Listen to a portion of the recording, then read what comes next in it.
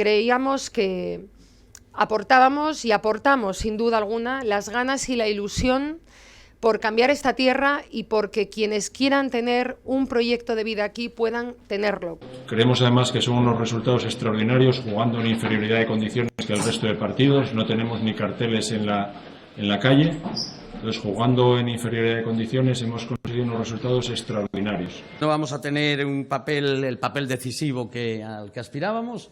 No vamos a poder formar parte de gobiernos, pero haremos oposición, y haremos oposición leal, sincera, constructiva, por la Asturias que hemos venido defendiendo. Creo que todos han hecho un trabajo muy serio, muy riguroso, que ha desembocado en que el Partido Popular es la única alternativa al Partido Socialista, la única alternativa.